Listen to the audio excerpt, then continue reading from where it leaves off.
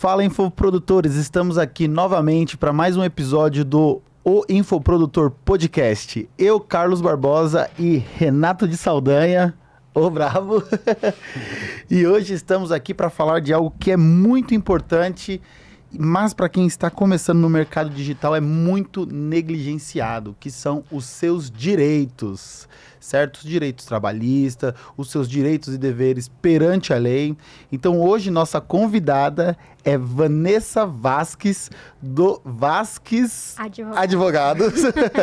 Ela é mentora, palestrante e advogada especializada no direito digital. Boa tarde. Boa tarde.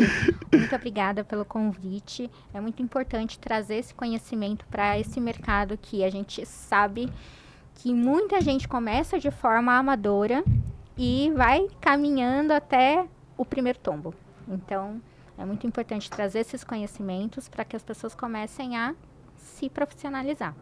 Pô, com certeza. Afinal, hoje em dia também é tudo digital, né? Tudo. Inclusive até o contrato. Exato. E me fala uma coisa, hoje muita gente usa o Authentic, essas plataformas aí para fazer esses contratos online, mas rola aquela dúvida, né? Vale tanto quanto ir no cartório? Tem validade jurídica? Como é que funciona? Legal. A sua pergunta tem algumas camadas. Por quê? Ela depende, tem validade, no entanto, cada validade vai servir para um propósito. Então, vamos lá. A gente assinou pelo Authentic. Ele é como se fosse aqui, eu assinei na formato físico, né? Não levei no cartório. Se você quer conferir validade como cartório, precisa assinar com o certificado digital, que é diferente do assinador digital do e-mail ou do Gov, por exemplo. Do Gov não é certificado? Não é certificado, é como se fosse um assinador digital. Então, como que você consegue conferir uma validade maior para o contrato digital? Você até pode assinar nas plataformas Authentic, DocSign e outras, né? Mas sempre é importante ter testemunhas. E essas testemunhas, elas vão trazer uma validade para esse contrato como se fosse um cheque. Como que funciona na vida real? Eu vou fechar um contrato com vocês, vamos supor um contrato de prestação de serviços de advogado. A gente vai fechar aqui. Eu assino, vocês assinam e uma testemunha assina. Esse contrato tem uma validade como cheque. Se vocês forem assinar no digital, com um assinador digital, DocSign, Authentic, pode assinar você, a outra parte, e duas testemunhas. O que essas duas testemunhas vão influenciar? Forma, de novo, como se fosse um cheque. O que o cheque ele faz?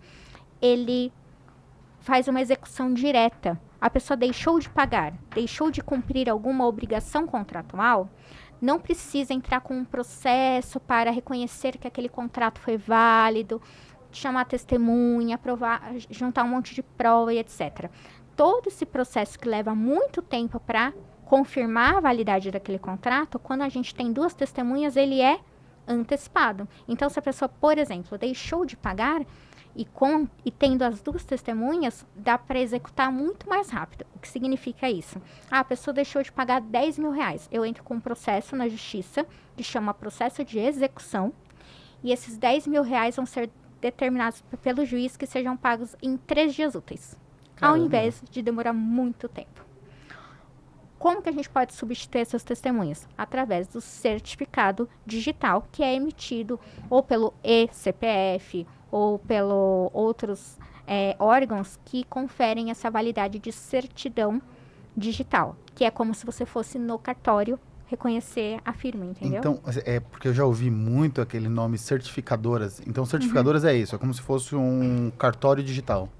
Isso, aí você vai ter a assinatura como certificado digital. E aí, com elas, você não precisa ter as testemunhas, porque ela já tem a validade jurídica. Só que não basta para uma assinatura. Tem que ser todas as partes integrantes do contrato que tenham esse certificado digital. Não tem, o que eu faço? Tem as testemunhas. Por isso que é muito importante a necessidade da testemunha. Mas eu assinei e não tinha testemunha. O que a gente faz? Não tem jeito.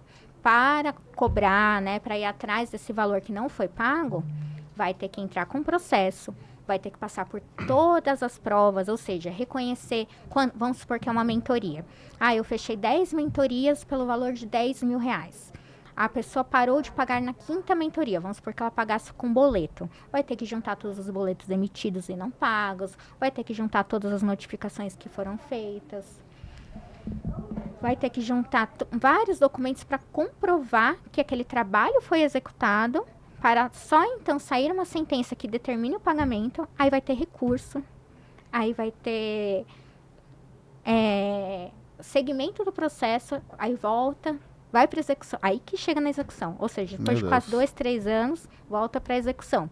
Já quando tem essa assinatura de testemunhas, é muito mais rápido, que a gente já está ali na parte do pagamento, e se a pessoa não conseguir pagar, ela tem alguns meios de recurso, porque no Brasil estipula bastante meio recursal e etc., que chama embargos, a execução e outras matérias que tem como, né, ir atrás para recorrer, mas é muito mais célere, né? A gente consegue limpar quase 3 anos de processo só com certificado digital. Com certificado digital e usando a estratégia correta. Isso é muito interessante porque, querendo ou não, o mercado digital é um mercado novo ainda, né? Em relação a tudo, né? As redes sociais ainda, como muitos dizem, é uma terra sem lei. Que a gente sabe que não é. A gente não sabe que não é. Tá mudando, né? E é muito importante os dois lados entenderem quais são os direitos, né? Porque muitos profissionais, muitos infoprodutores não acreditam que o que eles estão fazendo é uma empresa. Mas é uma empresa. Exatamente o que você faz, só porque não é no meio físico, não quer dizer que não seja uma empresa, né? E uma das coisas que eu vi acontecendo, né? Conforme a gente ia conversando com muitas pessoas, era o vínculo trabalhista, né? Sim. O vínculo trabalhista. Porque, um exemplo, eu tenho uma social media, mas é PJ business to business, né? PJ to PJ. Então, a gente define lá um valor, as tarefas dela e a gente manda. Só que eu sei que muitas pessoas pegam esses PJ, às vezes, para sair mais barato. Sim. E acaba deixando a pessoa num formato de CLT. Exato. E aí, quando a pessoa, depois de talvez alguns meses, sai, ela vai atrás dos direitos. Eu não entendo muito bem como isso funciona, porque se você fechou um acordo de PJ, qual que é o sentido da pessoa buscar um trabalhista? Então, dado esse contexto, como que se enquadra a pessoa entrar no vínculo trabalhista, prestando um serviço para você? Beleza.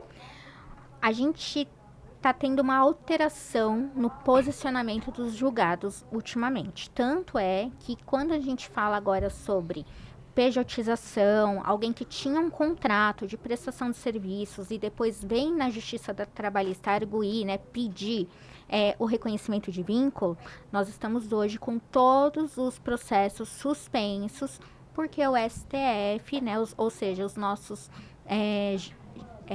a nossa instância superior de julgamento no Brasil, ela vai tentar pacificar esse assunto. Então, hoje, se alguém entrar com esse processo, ele vai ficar barrado. Então, primeira dica é: tenha contratos de prestação de serviço com os seus prestadores. Porque se alguém entrar com uma ação trabalhista, ela vai ficar suspensa até o julgamento da instância superior. E quanto tempo isso pode levar? Tem julgamentos que levam de 5 até 10 anos.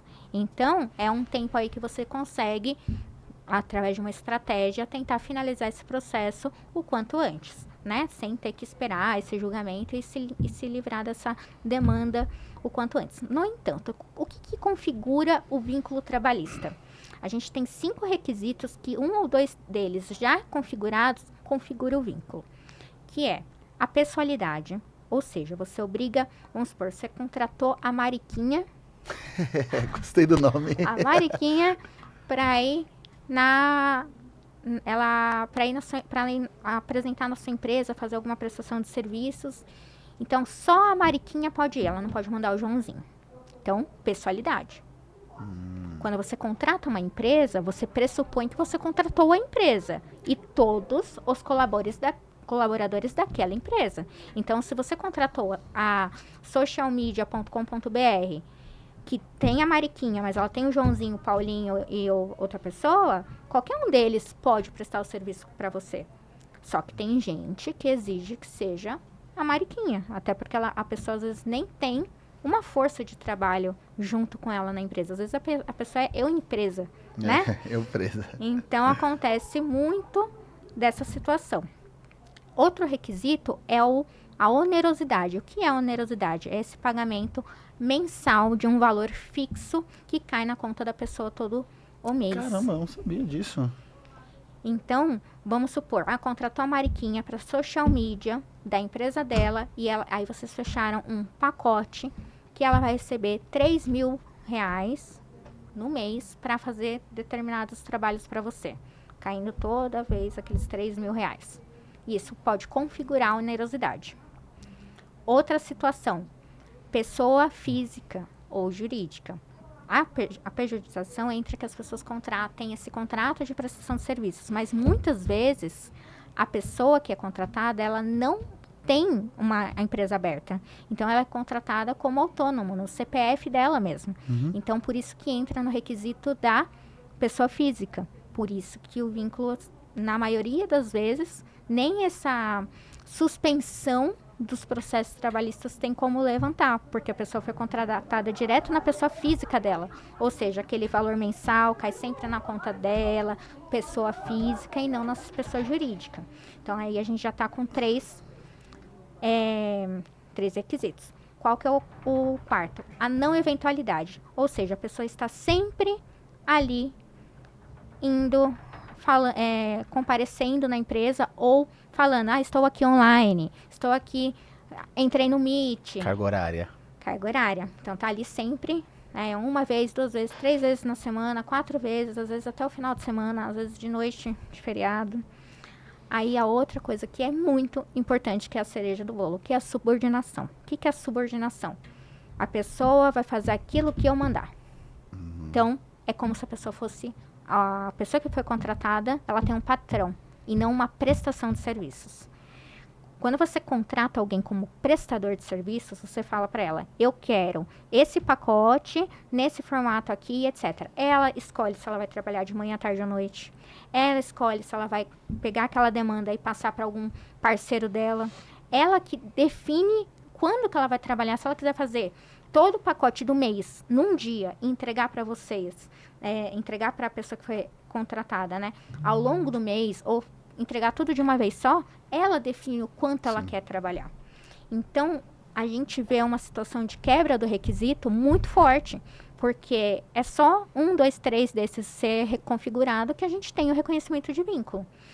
Então, quem tem o interesse de tentar, né, não cair nisso, não pode tratar o prestador de serviço como se fosse funcionário.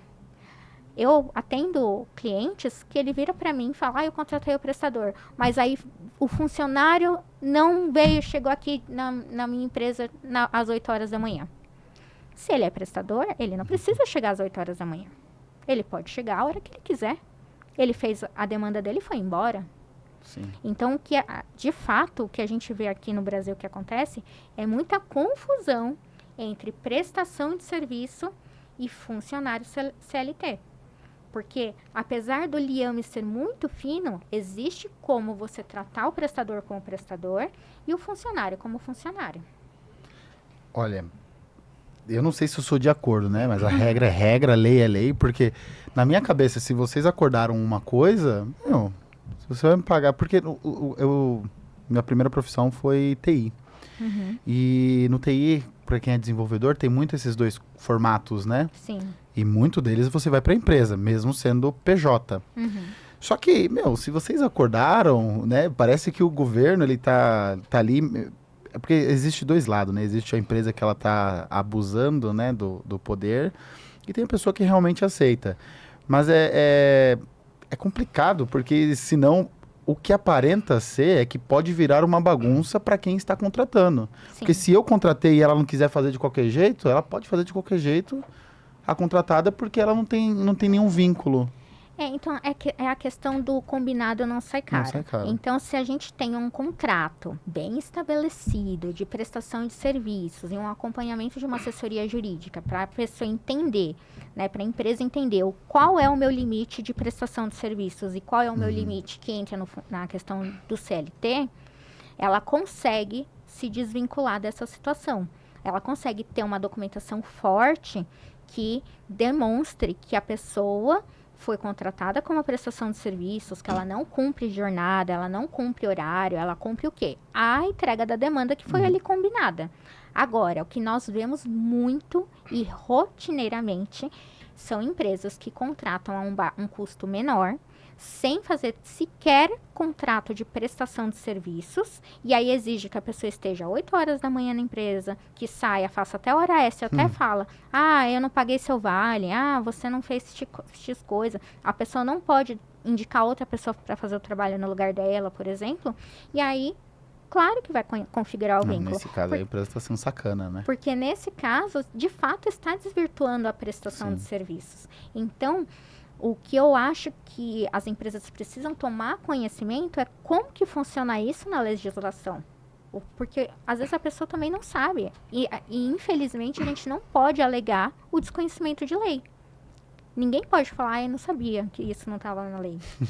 Não pode, né? Você tem o conhecimento. Digamos que, por exemplo, a gente tem muitos estrategistas aqui, muitas pessoas que são prestadores de serviço, copywriters, designers, gestor de tráfego e também os experts que acabam se tornando coprodutores, né? Fazendo coprodução com alguém. O que não pode faltar no contrato nesse caso? Para não dar problema depois, tanto para o especialista, o que ele tem que se preocupar quando ele vai pôr um coprodutor, e o coprodutor, o estrategista, o que ele tem que se preocupar ali. Não sei se você tem alguns casos disso que você puder contar aí. Bom, o que a gente precisa sempre prestar muita atenção é nos direitos e deveres de cada parte. Então, num contrato precisa estar bem elencado quais são as obrigações do coprodutor e quais vão ser as obrigações do especialista. Então, o que o especialista vai entregar? O que o coprodutor vai entregar? Quais são os prazos que foram combinados, né? Vamos supor, uma social media que é contratada por uma especialista. A social media, ela precisa que a especialista faça a entrega do calendário editorial e que entregue a matéria, né? Que entregue ali os materiais para eles poderem fazer o lançamento do infoproduto, por exemplo. Sim. Aí a especialista não faz. E aí o coprodutor está esperando que a especialista grave. E aí é um giro, né? O gestor de tráfego está esperando também que esse especialista entregue. Então, os contratos, eles precisam ter uma vinculação em uma linha cronológica que tenha lógica para que o lançamento flua de uma forma correta. Porque vamos supor que a especialista ela não entrega o material, como que vai fazer? Assim como, se o gestor de tráfego não fizer a execução do serviço, né, as campanhas, as automações no tempo necessário, aquele lançamento não vai sair. A coprodução, se ela não fizer as gravações, as coisas todas que ela se propôs a fazer e não fizer no tempo certo, o lançamento não vai sair no tempo. Então, quando a gente faz uma estratégia de lançamento, a estratégia do lançamento ela não para só na questão do marketing. Ela tem toda uma documentação por trás que precisa ter esse concatenado de contratos que todo mundo flua e execute os prazos no tempo correto. Um falhou, o que pode acontecer? Direito de regresso. Se alguém falhou nessa cadeia, sabendo que tinha um prazo para lançar um infoproduto, alguma coisa nesse sentido, e falhou aquela produção e teve uma queda de produtividade, isso até pode ser matéria para ir atrás de indenização por dano material. Dessa eu não sabia. Então, é muito importante que todos tenham essa ciência dos prazos. E aí, outras coisas também muito importantes que tem que conter no contrato. Multa de rescisão. Hipóteses de rescisão. Eu vou rescindir por mútuo acordo. Vou rescindir porque uma das partes quer sair porque teve algum problema na família e não consegue mais. Tem que ter uma estipulação. A pessoa, ela foi na internet e falou, como aconteceu com o caso dos Justus lá, que ameaçou matar a menininha. Vai continuar a trabalhar com uma pessoa que foi na internet e falou um negócio desse? Sim. Então, isso é uma hipótese, por exemplo, de justa causa. Que a gente vê muito essa hipótese de justa causa nos contratos de influencer. Vamos supor que o influenciador de uma marca X vai lá e fala uma asneira na internet, aquela marca não quer ficar vinculada com aquele ou especialista ou influencer. Então, essa justa causa, ela garante que a pessoa vá se conter e não falar besteiras na internet. E se falar, tem como aplicar a justa causa, inclusive uma multa de rescisão contratual. Caramba. Porque o contrato é muito importante. E também tem a parte da confidencialidade, né? Sim. Porque, pô, você mexe com toda a parte do... Um exemplo, você pega um lançador grande, que nem o Renato pegou, pô, ele sabe todos os números do cara, ele sabe todos os leads do cara, então ele tem acesso a muita informação importante, né? Exato. Por isso que também, questão de leads, a gente tem que tomar muito cuidado com o recebimento desses dados, né? Como que vai estar organizado esses dados? Como que vai ser feito o recebimento de telefone, e-mail? Quanto tempo esses dados vão ficar guardados? Caraca, tem isso também? Isso é a Lei Geral de Proteção de Dados. É o GPD. LGPD? LGPD. Isso. Que chama Lei Geral de Proteção de Dados. Como que vai cuidar desses dados? Quanto tempo esses dados vão ficar na guarda dessa pessoa? Interessante. Até que ponto que pode ser usado? O que pode perguntar para essas pessoas? Então, tem toda uma lei que define critérios de tempo, de uso, de como usar esses dados, de quando... não vou mais usar essa lista de leads. Vou jogar fora? Como que eu jogo fora? É interessante porque, para quem ainda não começou, para quem tem um projeto pequeno, essas informações talvez ele não entenda ou talvez não faça nem sentido. Mas o cara que está colocando dinheiro de verdade, o cara que está colocando 200, 300 mil, isso é crucial. Isso é crucial, porque o cara ele pode levar um tombo gigantesco. Sim. Agora, pensando em mentorias e infoprodutos, que é o tema principal aqui, eu preciso fazer o contrato individual com cada cliente, pensando em mentorias e infoprodutos também, ou um termo ali na área de membros, na página de vendas funciona? Vai depender de alguns critérios. Por exemplo, um infoproduto que ele não tem um ticket tão alto. Tendo um termo de uso que estabeleça alguns critérios básicos, né? A gente já tem a questão do direito do consumidor, que as plataformas já definem a devolução, por exemplo, pelo direito da desistência. A pessoa pode desistir no prazo de 7 dias. Né? Né? Isso já é estabelecido em lei e as plataformas já definiram isso porque não tem como fugir. Mas num ticket menor, pode fazer um termo de uso, né? Mas às vezes a gente tem uma venda muito alta, né? Fazer todo mundo assinar é complicado. Agora, no caso de mentorias high ticket, eu entendo ser crucial a assinatura de contratos, principalmente tanto no individual como no coletivo. Eu tive um caso de mentorias no coletivo, que as pessoas do mesmo grupo tiveram um embate entre elas, e uma foi falar mal da outra na rede social, daquela mesma mentoria. Não falaram mal da mentoria propriamente dito, mas brigaram entre elas, uma xingou a outra na internet, foi caso de calúnia, difamação, e acabou falando algumas questões de estratégia da mentoria, enfim, foi um caos na internet.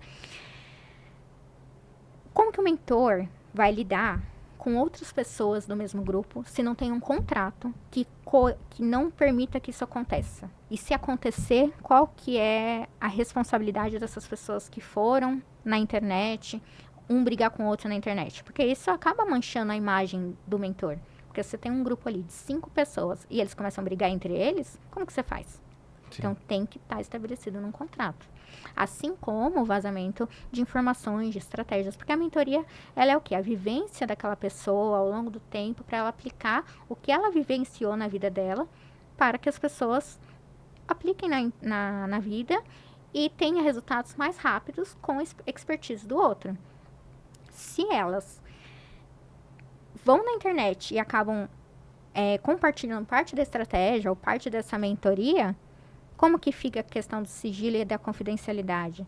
Da hipótese, por exemplo, de uma multa por essa quebra de sigilo. Como que a gente coloca isso? Num contrato.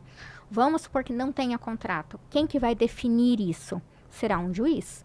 E juiz, muitos ainda estão caminhando nessa questão da internet. Eles ainda não têm tanto conhecimento do que é um lançamento, do que é 6 em 6, 6 em 7, perpétuo. Não entende muito bem dessas coisas. Então, a gente fica o quê? À mercê de outra pessoa definir aquilo que a gente poderia definir e traçar as barreiras. no nosso direito, né, nas nossas leis, ninguém é obrigado a fazer algo que não seja em virtude de lei. Quando a gente faz um contrato, a gente estabelece lei entre as partes. Então, se a gente tem ali um direcionamento de contrato que define certas questões, essas questões serão discutidas no processo. E aí, o juiz ele tem que ficar atrelado ao que está no contrato. Vamos supor que esse contrato ele é muito abusivo. De qualquer forma, se ele estabelecer uma multa muito alta e etc., o juiz ele vai ter que estabelecer uma multa. Pode ser menos que aquele valor que foi estipulado no contrato, mas vai ter que estipular uma multa. Não tem a multa. O juiz pode estipular, vai ficar a critério dele. Aplicar a lei civil ou não. Uma outra dúvida que me surgiu, por exemplo, a gente vê diversas promessas falsas na internet. Então, o cara que vende uma mentoria que você vai ganhar 100, 200, 300 mil, 1 milhão no período de um ano. E aí chega nesse período de um ano, a promessa, o produto não foi o que ele prometeu. Consegue mesmo, depois de todo esse tempo, a pessoa recorrer? Consegue. Eu vi um caso no Distrito Federal, que eu estava estudando para fazer a defesa de um mentor, de um caso lá do escritório, que a pessoa, ela vendeu uma mentoria que iria ensinar essa pessoa a fazer um projeto que ia chegar numa expectativa de um valor X de arquitetura. Então, a promessa do mentor era muito clara. Eu vou chegar com você nesse projeto e você vai conseguir fechar um valor de X reais naquele projeto. O que aconteceu nessa mentoria? A pessoa ela deixou de ir numa das sessões e era a sessão pré-reunião para fechar o projeto. Você fala o mentorado. O mentor não foi. O mentor não foi. O mentor teve um problema, não foi, não conseguiu reagendar porque estava muito perto e ele acabou não indo nessa sessão e precisou remarcar. Quando ele remarcou, já era após a reunião do projeto para fechamento do contrato. E a pessoa não conseguiu sequer fechar o contrato daquilo. O mentorado entrou com uma ação porque foi dada na venda da mentoria uma expectativa que o mentor seguiria todas as fases daquele projeto, inclusive reunião a reunião de fechamento daquele contrato. Não tinha contrato estabelecido, mas tinha prints do Instagram, tinha umas promessas feitas na página de venda e etc., né, landing page e tal, falando que a pessoa ia seguir todo esse projeto. E não seguiu. O que o juiz mandou fazer? Devolver o dinheiro integral da mentoria, inclusive com dano material e moral. O dano material é do quanto ele deixou de fechar no projeto. Então, se ele ia ganhar, vamos supor, 20 mil reais pelo projeto, deixou de ganhar, o mentor vai ter que pagar para ele. Dano moral, pela falta do compromisso ali, etc., que foi um valor não tão alto, até porque dano moral não é um valor tão alto no Brasil que eles costumam estipular. E também devolução integral do valor da mentoria, pela falha na prestação de serviço. Muitas promessas, eles falam, até o do 6 em 7, né, que é do Érico Rocha, ele fala assim, eu vou te ensinar a fazer o 6 em 7. Então, agora que você falou isso, me veio na memória. Você não pode prometer que aquilo vai acontecer. Você pode ensinar, e aí talvez você fazer um 6 em 7 demore 2, 3 anos. Exato. Que interessante. Olha que eu faço essas promessas e eu nunca tinha me atentado a isso. Obviamente, a gente sempre fala, te ensino, te ajudo. Então, nunca tem essa, você vai ganhar, né? Isso. Você tem que tomar cuidado com a questão da propaganda enganosa, que é definido no Código de Defesa do Consumidor, que quando há uma propaganda enganosa, você precisa ou devolver o valor do que foi pago, e até mesmo restituir danos por conta daquela propaganda enganosa. Então, tem que tomar muito cuidado, porque a gente sabe que na venda da internet tem a questão do desejo irresistível e etc., mas tem que tomar o cuidado de como colocar isso para aquela pessoa que está comprando o infoproduto. Até porque vai cair, se não tiver contrato, questões pré-estabelecidas de prestação de serviços, vai cair na lei do direito do consumidor, que é muito, muito grave. Não é grave, mas ela é mais ostensiva, né, mais forte que outras questões, né, porque sempre o consumidor ele é hipossuficiente, ou seja, o mentor que está vendendo um infoproduto, o infoprodutor, as agências de lançamento, elas sempre estão a mais do que aquele consumidor que está comprando, né? Porque ele sempre está numa posição de inferioridade se entrar no direito do consumidor. Vanessa, deixa eu perguntar, uma dúvida muito comum que chega aqui pra gente é quando que vale a pena registrar a marca do meu curso ou do meu nome artístico, se é caro, você acha importante já no início ou só quando o negócio crescer? É muito complicado, como é que funciona? Ontem eu estive no Sebrae justamente para falar sobre esse tema do registro de marca. O que eu sempre falo para todos os meus clientes? Teve uma ideia legal de nome? Você nem tirou do papel ainda? Registra. O quanto antes você registrar, antes você vai ter aquela salvaguarda daquele nome, daquela marca. Eu tenho um caso que a gente está trabalhando nesses tempos de uma loja de vestuário, no caso não é online, né, mas é uma caso de presencial, né, físico. Eles tinham a loja há 20 anos com o mesmo nome, num bairro no centro da cidade de Santo André. E aí compraram uma loja no shopping lá e colocaram um nome bem parecido, idêntico, quase. Tem uma questão só de diferença, só que a loja do shopping registrou. Eles estão há 20 anos no mesmo ponto, trabalhando da mesma forma, com CNPJ, com arroba no Instagram, vendendo até online, né, de e-commerce a loja. E a outra loja do shopping foi lá e registrou. Eles receberam uma notificação falando que eles vão ter que mudar o nome. Ou seja, eles estão estabelecidos há 20 anos, todo mundo conhece aquela loja, todo mundo já tem o cliente fixo ali. E eles vão ter que alterar o nome por conta da falta do registro de marca. Então, imagina só, você tem um nome artístico que todo mundo te conhece. E aí, do nada, alguém vai lá e registra esse nome. E você não pode mais usar aquele nome porque outra pessoa já está utilizando.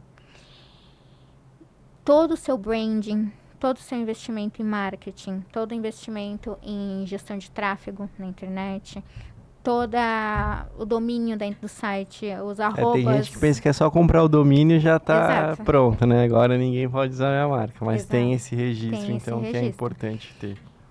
E hoje a gente está tendo uma alteração na resolução do INPI, que vai mudar os valores do INPI. Ele vai ficar quase 42% mais alto do que era no passado as taxas no INPI.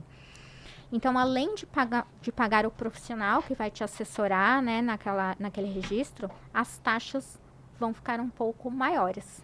E já perguntando aqui, aproveitando, né, que vai aumentar a taxa, o microempreendedor, o empreendedor do infoproduto, que às vezes ele não está começando agora a começar na internet, seja com um prestador de serviço, de copy, seja ele um coprodutor ou até se tornando um mentor, um infoprodutor, qual o melhor formato jurídico para ele começar?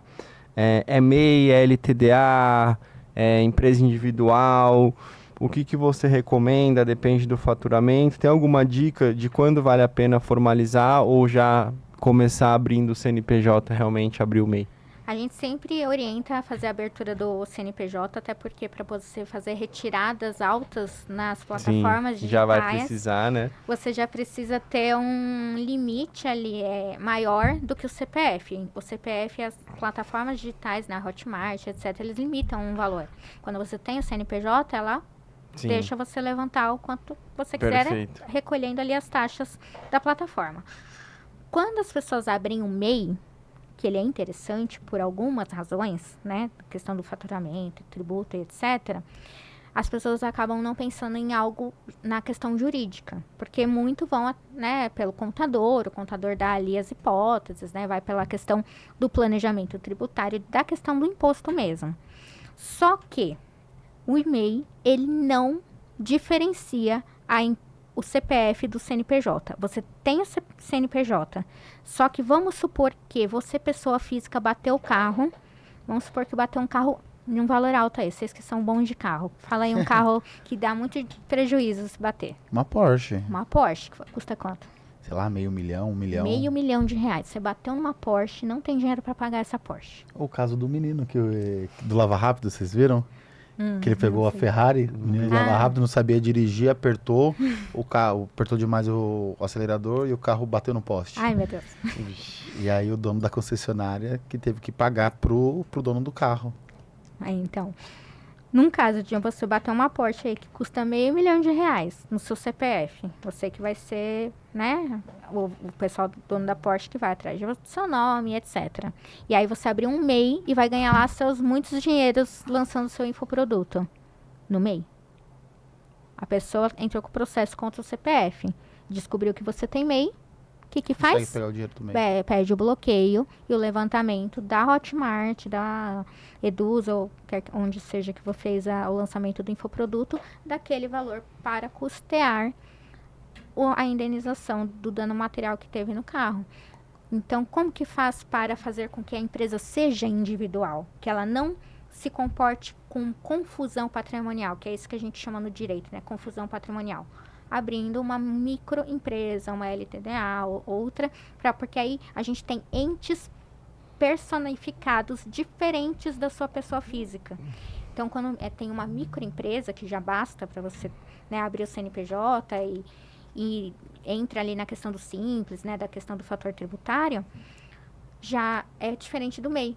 Para a pessoa conseguir bloquear aquele valor da microempresa, ela precisa entrar com um pedido no processo do juiz, falando da despersonificação da pessoa jurídica, para ir atrás do dinheiro da empresa. A empresa pode se defender falando que o lucro dela é X, ou seja, não vai ser um bloqueio integral do valor, ela tem meios de defesa, tem que comprovar a fraude, comprovar o dolo. Então, é outra coisa. A empresa ela fica muito mais protegida quando a gente abre uma empresa que não seja um MEI. Muitas pessoas vão lá e abrem bem, mas elas não têm esse conhecimento da confusão patrimonial. Sim. Então é importante pensar nessa questão também. O valor do MEI até é pequenininho, né? Menos de 80 mil por ano Isso. você pode. Agora, mudando um pouco de assunto, eu ouvi uma frase que foi muito engraçada, né? Não se constrói casa no terreno dos outros. Mas ele estava falando isso no exemplo da rede social, né? Porque quando você constrói um posicionamento na rede social, quando você constrói ali seus 100 mil, 200 mil, 1 milhão de seguidores, você não é dono da plataforma. Então você fica à mercê do que a plataforma queira que você faça ou não. E quando eu digo plataforma, a gente está falando de YouTube, a gente está falando de TikTok, de Facebook, todas essas áreas. Tem alguma forma que o infoprodutor possa se proteger das plataformas? Então. Porque é complicado, né? Na plataforma, o que eu vejo muito, posicionamento. E quando o cara entra num posicionamento político, ou um posicionamento até mesmo das guerras que estão acontecendo, muitos sofrem bloqueios. Sim, porque são temas sensíveis também. Sim, porque acabam sendo denunciados e Sim. tudo mais. A gente sempre orienta a ter uma conta extra, né? Na eventualidade de um banimento, uma queda. Tem gente por aí, né, que tem dinheiro até para contratar hackers para devolver o Instagram. Eu já vi essa situação, Essa né? eu não conheci, não. Gente, assim, né, atores, essas coisas que eu já vi, casos de recuperação dessa forma. Mas se você quer ir pela lei, existe a possibilidade da responsabilidade dessas plataformas quanto à questão do uso delas. Então, o Facebook, que é a Meta, Instagram, né, YouTube, TikTok, enfim, inclusive Mercado Livre, essas plataformas de e-commerce também, elas também estão ligadas ao direito do consumidor. E nós somos consumidores em prol delas. Então, mesmo uma conta que tem 1 milhão de seguidores, a pessoa é um consumidor daquela plataforma. Então, vamos supor que houve o banimento e caiu a plataforma. Estava rodando valores ali de automação, né, de tráfego, estava rolando um lançamento de um infoproduto, estava rolando várias coisas ali, né, ou, às vezes publicidade, né, de alguma questão. A gente fala muito hoje da questão do pessoal que faz publicidade na internet, né? E ganha as publi, e aí recebe um dinheiro e ainda assim está lançando alguma coisa, né? Eu conheço alguns players nesse sentido. Existe como solicitar ao juiz, né? Entra com um processo que a gente fala ação liminar para devolver essa plataforma o quanto antes, né? Demonstrando ali o risco da perda do dinheiro, né? Da perda monetária que vai ter. Normalmente o juiz, né, a gente vê muitas decisões determinando a devolução de forma liminar. O que significa isso? O juiz vai expedir ali uma determinação que o Facebook, TikTok, whatever, né, todas essas aí, devolva a plataforma no prazo de 5 dias úteis, sob pena de uma multa diária. Passou 5 dias, não devolveu, vai começar a contabilizar. R$ 500 por dia com limite, sei lá, vamos supor que a pessoa comprovou que ela vai ter um prejuízo de R$ 100 mil. Aí o juiz dá lá, com limite de R$ 100 mil, com limite de R$ 50 mil, limite de R$ 30 mil. Vai depender do juiz. Eu vejo muito no limite de R$ 20 mil. Aí a plataforma tem que devolver. Ela vai devolver? Muitas vezes dá uma canseira. E aí, por isso que a gente sempre orienta a ter uma conta dupla, né? Então, caiu uma, já vai mexendo na outra para você não ficar sem. E tenha, né, o seu terreno em vários lugares, né? Sim. Tenha no TikTok, tenha no YouTube, porque se uma der problema, você tem a outra salvaguarda. E esperar essa plataforma fazer a devolução. Não devolveu, ou devolveu depois de 1 ano, 2 anos, como já via acontecer. Normalmente a plataforma pode até ser responsabilizada no dano material, então tá lançando um infoproduto. Consegue auferir o quanto que a pessoa perdeu por conta daquela falta? Normalmente a gente tem planilhas, né? A questão quando tem injetamento de dinheiro na questão do tráfego, você consegue auferir o quanto até você colocou ali que iria gerar as leads. Então, tem como pedir essa devolução desse valor, tem como pedir a devolução do quanto estimava que seria o lucro e não foi tido por conta da queda. Quantos contratos de publicidade que tinham sido fechados e não conseguiu fazer a publicidade, aí não conseguiu cumprir o contrato, e aí tem que devolver o dinheiro ou receber o dinheiro que deveria ter sido pago. Tem o dano moral também pela queda e não devolução sem informar o porquê, porque muitas vezes a plataforma ela diz o quê? Eu bani, tirei do ar por conta da falta dos termos de uso. Infringiu algum termo de uso. Isso, mas não fala qual. Não explica. E como eles estão à mercê do direito do consumidor, ele precisa explicar de forma clara qual é o ponto que foi infringido. O que aconteceu para infringir? Eles nem respondem. Não. Então, por conta disso, os juízes determinam a aplicação do direito do consumidor e por isso que tem o dano material tanto da multa stint, né, que é essa multa diária, assim como o prejuízo, né, dos lucros cessantes, dos danos emergentes. Então, a gente tem ação aí que está rolando, né, que a gente está discutindo valores aí na casa dos R$ 200 mil, R$ 250 mil, né. Há pouco tempo a gente conseguiu ganhar um caso que no valor total está girando ali uns 40 mil, mas a pessoa ela nem monetizava o perfil.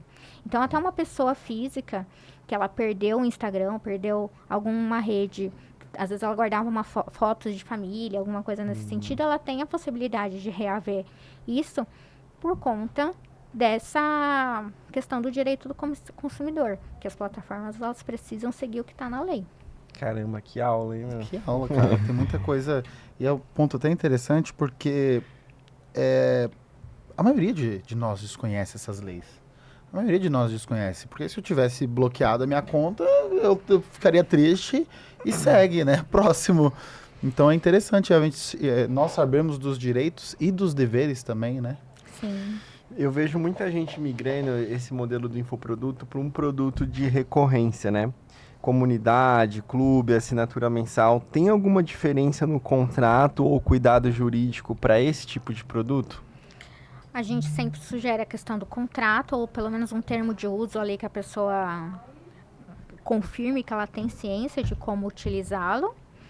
Pagamentos em recorrência, a ideia sempre é fazer pelo cartão de crédito, né? Porque aí a gente tem uma confirmação de pagamento mais sólida do que um pagamento por Pix ou pagamento por boleta, né? O cartão de crédito, ele vai ali, né? E vai embora, assim, enquanto você não cancelar, não acontece nada. Então, eu entendo que seria interessante, sim, a questão do termo de uso, e se for um valor high ticket, né? Um valor maior, aí o contrato é interessante. É interessante. Nisso aí se enquadra também as pós-graduação, né? Pós-graduação, porque é um pagamento recorrente. Ou... graduação, normalmente ela tem um prazo, né? Então, normalmente é 2 anos e tal. Então, entendi. tem aquela geração de boleto, tem a matrícula. E a matrícula já tem um contrato de prestação de serviços. Então, normalmente, essas empresas que vendem, né, pós-graduação, elas têm essa regra, né, estabelecida. Sim. Eu tiro uma dúvida. Eu acho que foi você que, quando nós nos conhecemos, você comentou de um caso que um gestor de tráfego roubou a conta de anúncio. Foi você que me comentou sobre isso? Eu lembro de alguém que me comentou lá na rodada que o gestor de tráfego, ele acabou que foi demitido, né? E ele tinha acesso à conta de anúncio e ele só tirou a pessoa do dono da conta de anúncio e ficou com ela. E aí, eu acredito que quem tenha me contado que que estavam entrando em processo para reaver essa BM, né? Que é a conta de anúncios. Caramba. E aí eu ia te perguntar, isso também precisa entrar no contrato? Com Porque, certeza. querendo ou não, quando você dá acesso ao gestor de tráfego, ele tem acesso à sua rede social por completa. Sim, o contrato ele é de prestação de serviços, né, que é o caso do gestor de tráfego, que vai, né, gerenciar, ter acesso às senhas, ter acesso até, né, ao valor ali que foi investido. Ele tem que ter um contrato de prestação de serviços e nos anexos estabelecer o que ele vai ter de acesso, quanto vai ser o prazo de acesso, quando ele tem que devolver essa senha, quando que ele tem que passar informações, que também é importante fazer os relatórios periódicos para ver, né, a questão se o investimento está dando certo, se não está dando certo, se a estratégia está sendo atingida, se não está. Então, nos anexos que a gente estabelece vários pontos principais. Então, num contrato, ele não tem só o contrato, ele tem todo o restante dele, que são os anexos, que podem definir diversas coisas. Então, uma coisa que eu vejo muito é que o pessoal não liga, faz de qualquer jeito e não estabelece prazo. Outro dia eu vi um contrato que a pessoa deixou várias coisas em aberto, falando que ia lançar um infoproduto, mas sem prazo, sem nenhuma definição, qual a plataforma que ia usar, qual que é a porcentagem que ia ser de divisão dos lucros, quem que ia ficar com uma parte, e se tivesse prejuízo, como que ia fazer a divisão, não tem nada. E aí Outra fico pergunta. Eu consigo criar um padrão de contrato para usar em lançamentos ou cada lançamento tem que ser um específico? A gente tem uma base de algumas cláusulas que elas sempre vão ser frequentes em diversos contratos, seja um contrato de prestação de serviço, seja um contrato com direito com o consumidor final, seja um contrato que quer que seja, sempre tem algumas cláusulas básicas. Mas existem questões do contrato, por exemplo, o objeto, ele sempre vai ser próprio daquele formato do contrato que está sendo feito. O que é objeto? Objeto O que é objeto? é o que você vai fazer, o que você vai prestar. Ah, tá. Objeto, vou prestar uma mentoria em 17 sessões, de forma online. Vou fazer a gestão de tráfego do Instagram XY. Que legal. Enfim, é o que você vai combinar ali da questão. Vou comprar um infoproduto, eu vou, né, receber ali um infoproduto. Então, A gente acabou perguntando isso. O infoproduto tem que ter contrato? depende do infoproduto. Um exemplo, vamos lá, um infoproduto... O cara ensinando a fazer um lançamento, como é o 6 em 7. Depende. É porque eu nunca vi contrato de infoproduto. Nunca ouvi falar. É que é os ticket menorzinho, né? Num valor assim, por exemplo, 999. Normalmente vai pela plataforma mesmo. Ah, entendi. Né? Mas você vai vender, por exemplo, uma mentoria que também tem o acesso a algumas aulas online, né? Ou pelo Circle, ou pelo Hotmart, ou qualquer quer que seja. Sim.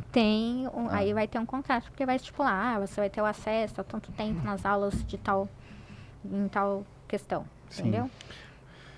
Conta pra gente, você que já tem essa bagagem, né, no direito pro digital, né? Quais são os maiores erros jurídicos que você vê os infoprodutores, né, cometendo direto e que seriam fáceis de evitar se o pessoal que está assistindo aí tivesse a informação? Falta do contrato. Primeiro Principal. erro, faça contrato. Faça os contratos. Falta do registro de marca. Falta do registro do infoproduto na Biblioteca Nacional. Nossa, eu não sabia nem que existia isso. Por O quê? que é isso? É um registro do conteúdo para evitar plágio e pirataria.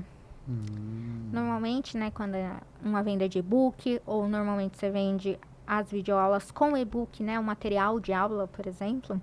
E às vezes você vê aí o pessoal vendendo aquela aula ou mesmo aquele infoproduto em outras plataformas. Eu já peguei um caso que uma pessoa comprou, baixou e começou a vender no Mercado Livre. O que isso enquadra? Em pirataria. Assim como já vi pessoas copiarem, inclusive, o Instagram da outra pessoa. Como que você vai registrar isso? É mais difícil. No entanto, já vimos o processo que o juiz determinou que a pessoa que copiou o Instagram da outra viesse a público falar: de fato, eu copiei aquele produto. Retratação. Aquilo lá é retratação.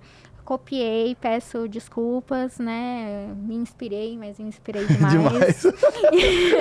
Copiei. E a gente acompanhou esse processo e, inclusive, a pessoa recebeu dano moral pela cópia do material ali que estava no Instagram. Então, imagina só, que se a gente já tem uma proteção muito mais sólida, que é o registro desse conteúdo numa plataforma que garante o combate aí à plágio e pirataria. Então, é muito importante fazer esses registros e não é difícil, né? Quem tem assessoria jurídica, normalmente, já tem um pacote que pode registrar vários conteúdos, porque a gente sabe que sempre está atualizando, sempre está colocando coisinha a mais, né? Então, é interessante fazer esse registro. Então, é diferente. Registro de marca é o nome. Registro do infoproduto é um material que você está sendo, que está sendo ali matéria de aulas e etc. Que mais? A gente tem a questão também trabalhista, muito importante, tomar cuidado com a questão de reconhecimento de vínculo. Vou contratar mesmo CLT, também tem que tomar cuidado na aplicação da convenção coletiva, questão do home office, porque hoje, né, dá para trabalhar 24 horas por dia, porque a gente sabe, né, na internet, às vezes as barreiras são, né, vamos vender, caiu o site, o que a gente faz com o site que caiu? Corre. Uma coisa muito importante que a gente também não falou, que é a questão dos golpes que a gente tem hoje. Então, tem golpista que está simulando a página da Hotmart num lançamento. E aí a pessoa que vai comprar o infoproduto, compra na página errada. Então, deixar muito claro qual é a página correta, os links de acesso, reiterar sempre isso. Porque senão, a gente dorme hoje, acorda amanhã com 10 milhões de golpes novos na praça. Então, tem que tomar cuidado com isso também. Isso é interessante, nunca tinha ouvido falar disso. Que o cara muda o link e aí coloca os dados na Hotmart e é roubado. Acontece. Que bizarro. Tem a questão do sequestro de marca também. Que uma pessoa tem um nome e já tem alguma coisa pré-estabelecida. Alguém vai lá, registra no lugar e cobra um valor alto. Esse é o nome disso, é sequestro de marca? Sequestro de marca. Bom, eu não veio assim, né? Sequestro de marca. Que legal. Então, nós falamos primeiro contrato, número 1, depois registro de marca, depois registro de produto, vínculos trabalhistas. Tem a questão societária também, você vai ter um sócio. Quanto que cada um trabalha, vai ser a distribuição de lucros, vai dissolver como que vai funcionar, morrer, o que acontece quando morre. Então, tem várias questões. Eu vou registrar uma marca e eu tenho sócio. O sócio, ele também vai ser dono da marca, então a gente tem que registrar pelo CNPJ. Ele não vai ser o dono da marca, a marca é minha, é meu nome, por exemplo. Então, vou registrar no meu CPF.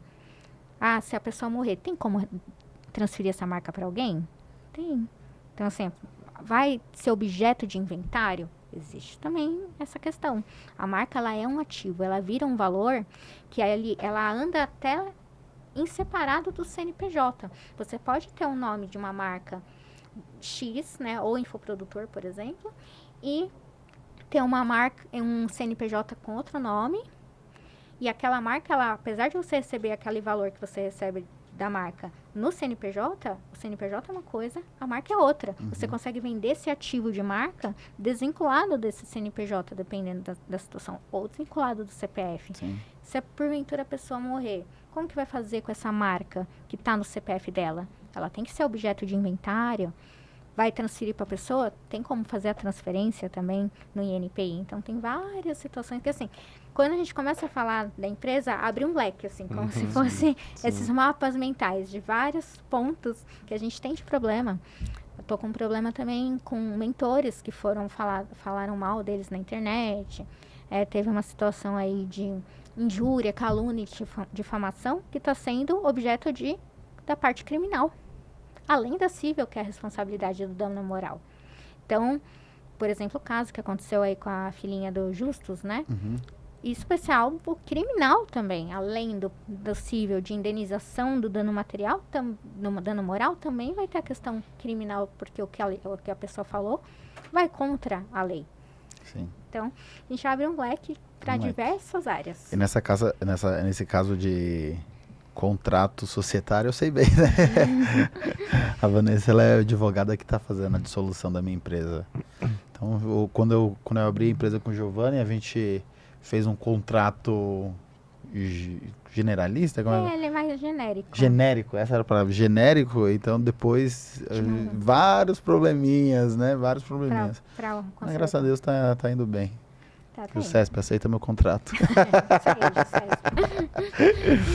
Que interessante, cara. Tá entregando ouro aqui, realmente. Muito conteúdo, nossa, bacana demais. Cara, eu tava assistindo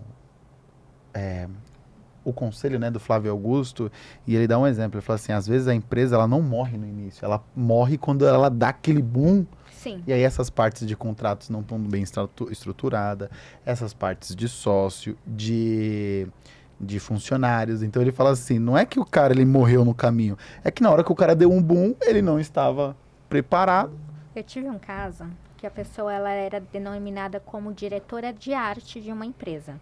Ele não tinha o contrato de prestação de serviços, ou seja, era tudo tratado direto no CPF dele. Ele ganhava uma remuneração mensal, né, um salário mensal, que era a prestação de serviços dele, de quase R$5.000. E ele trabalhou 7 anos para essa empresa, neste formato irregular, informal. Então, não tinha contrato de prestação de serviços, mas trabalhava como se fosse prestador de serviços. Foi o meu primeiro processo trabalhista, em 2016, que eu fiz o reconhecimento de vínculo desse caso. E foi uma ação de quase R$450.000. Então, a empresa ela fechou, porque ele não conseguiu levantar depois dessa ação trabalhista. Porque teve que recolher FGTS, então 8% da FGTS durante 5 anos, né, que é a prescrição do trabalhista, a gente só pode cobrar os últimos 5 anos da empresa, né? Então, teve FGTS, 13º, que nunca foi pago, férias, que nunca foi paga, multa do 40% do FGTS, ou seja, todos os anos que ele deveria ter recolhido, tem 40% de multa final, aviso prévio. Teve a questão também, convenção coletiva, vale alimentação, vale transporte, tudo que tinha que ter pago para ele não foi pago, que gerou aí um valor total aí de quase R$450.000. É um vacilo. E, digo mais, às vezes esses casos poderiam ser negociados, se a outra parte entendesse que ela estava errada também, porque olha, acredite se quiser, o meu cliente ele só queria R$50.000 de indenização. E eles pagaram. Quero que vocês adivinhem qual foi o valor que eles falaram que era para ele ser pago. Chuta. Baixo. Baixo. Tá baixo. Uns 20 mil. Baixo. Uns 15? Baixo. 10 mil? Menos. Caraca, então é um salário só que ia pagar pro cara, os caras recebiam 5? R$7.000. Eles 7 falaram que iam pagar R$7.000 pra ele. Ele falou, não, eu com 50 mil tô de boa. Vocês falaram que iam me colocar de sócio, né? Então ele passou quase 3 anos acreditando que ele ia entrar de sócio, sendo ludibriado. E aí ele falou, não, 50 mil eu não entro com ação. Só isso que eu quero. A empresa morreu. Na primeira audiência eu sugeri de acordo R$70.000. O juiz virou para eles e falou, aceita.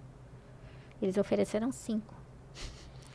E aí eles foram condenados em R$450.000. Então, às vezes, algumas empresas, elas beiram ali na cara do perigo, sabe? Dão risada ali nas coisas complexas. Caramba, que aula, sério. Acho que muita gente vai ver esse episódio aí, vai ver o tanto de coisa que tem que anotar para começar a se preocupar, né? Tanto essa parte se é sócio, prestador de serviço, se tá já com a sua marca ali registrado, seu infoproduto registrado. E se alguém quiser te encontrar para tirar dúvidas ou contratar seu serviço, como é que faz para falar contigo? Tem Instagram, site, alguma rede social que você usa mais aí? Temos. A gente tem o Vasques Advogados, mas eu não uso muito lá. O meu foco é o Vasques Advogados, Vanessa Vasques, perdão, que é no TikTok, no YouTube e principalmente no Instagram. O meu WhatsApp, que aí eu posso depois deixar para vocês, mas é o 973266744, mas eu deixo para vocês depois colocarem na legenda. E o meu site, né, www.advogados.com.br. A gente atua lá em Santo André, no ABC Paulista. No entanto, nosso escritório ele é digital. Então, a gente atende o pessoal do Paraná, de Brasília, do Mato Grosso. Temos clientes também em Portugal, na Austrália. Quando a gente vai fazer reunião na Austrália... É de madrugada aqui. É de madrugada. Então, a gente também tem horários bem flexíveis, porque a gente atende até de noite também, porque um sócio começa à noite e outro sócio vai quase de manhã. Então, a gente consegue ter essa flexibilidade. E a gente atende diversas áreas, né, principalmente na questão do digital, que envolve outras áreas, né? Então, a gente viu aí, a gente falou de registro de marca, a gente falou do direito contratual, a gente falou do direito societário, do direito trabalhista. Então, a gente tem parceiros que atuam junto com a gente para dar esse suporte e essa assessoria jurídica completa para as empresas do digital, assim como para as pessoas do tradicional também, né? Do direito convencional, né? Mecânicas, restaurantes, lojas. Então, a gente também atua com essa outra parte do nicho. Aí no escritório cada um tem seu ponto de atuação, né? Eu fico no digital, o Vitor fica na analítico, porque ele detesta digital. E, cara, para você, infoprodutor, não deixa acontecer para você procurar um contrato que é algo simples, né? É algo que você pode evitar muita dor de cabeça. Ah, o trabalhista. Pô, talvez você não precise agora, mas o contrato ele é o principal que você precisa cuidar. Eu ia dizer, né? Muitas pessoas, quando faz o primeiro lançamento e bate, né, o coprodutor com o especialista, eles querem abrir uma empresa. Faça contrato, abra tudo certinho, defina, que aconteceu comigo, defina todas as atividades, porque se você vacilar, quando você crescer, você pode ser carregado, você pode ser chutado para fora às vezes, da sua própria empresa, da sua própria ideia. Então, sempre se blindar do direito, né? Sim. Estudar bastante para saber quais são os seus direitos e deveres. Sim, e eu acho que também ter alguém que entenda disso para crescer junto com você. Você atuar de forma estratégica, você ter consciência do que você precisa fazer, porque tem gente que tem a consciência e fala, não, eu vou assumir o risco, eu vou fechar esse negócio sabendo dos riscos que ele tem, eu vou fechar com aquele prestador de serviços, vou fazer contrato com ele, pode ser que eu tenha um risco trabalhista ali, mas eu tenho consciência dele, e aí vai conseguir o quê? Provisionar um valor se der um problema. Ah, eu quero ir naquele caso de parceria. É um caso de risco, mas eu quero atuar naquele risco. Então, a pessoa ter a consciência, falar ali com um advogado, ter uma assessoria jurídica dia a dia, pensar, olha, eu tô com essa estratégia desse negócio aqui, desse projeto, vamos fazer acontecer? Porque o advogado, ele não atua só quando a bomba explode. Ele não atua quando cai a internet, cai a rede social, ou quando dá um problema que não fez contrato. Ele atua com a estratégia do negócio. Lado a lado ali, para a pessoa ter a definição do que ela vai fazer, de qual ideia. Não sei se vocês já assistiram aquela série Suits. Já. Que eles sempre estão conversando com os clientes dele, do que eles vão fazer. Sim. Ah, eu vou nesse projeto aqui, desse negócio, tô com essa ideia aqui, vamos fazer acontecer? É assim que advogado trabalha. Advogado na parte do preventivo, do consultivo, da estratégia do negócio. Então, um recado que até eu gosto de deixar para todo mundo. Pensem estrategicamente nos seus negócios. Não é só quando estoura a bomba. Quando estoura a bomba, paga mais caro do que quando a gente vai prevenir a situação. Eu vou puxar até uma sardinha. Se você precisa de um advogado para casos do digital, procure um advogado especialista no direito digital, porque as pessoas acabam procurando, que aconteceu comigo, né? Às vezes advogado ou contadores, e aí a pessoa não tem muito conhecimento, ela não vai deixar você para trás e acaba não prestando um bom serviço.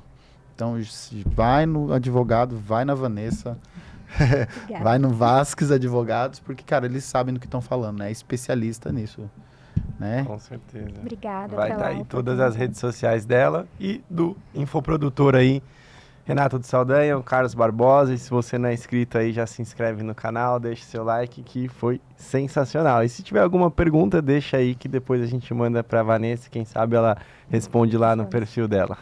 Muito obrigado, Vanessa. Muito obrigado, Renato. E muito obrigado a todo mundo. Gostaria de falar alguma coisa, Vanessa? Muito obrigada pela oportunidade de vir aqui trazer esse monte de questões, né? O povo já vai sair aqui com a cabeça pegando fogo, né? Mas não é para aterrorizar, é Sim. para falar que o quê? Quando a gente trabalha com a nossa empresa de uma forma estratégica, a gente tem uma possibilidade de oferir lucros muito altos. Agora, quando a gente atua de qualquer jeito, de uma forma amadora, aí o prejuízo é certo. É grande, é Então, grande. tornem seus negócios profissionais. Nada de amadorismo. Muito obrigado, Vanessa. Muito obrigado, galera. Muito obrigado, Renato. Valeu. Tchau, tchau. Valeu. Obrigada. Tchau, tchau. Muito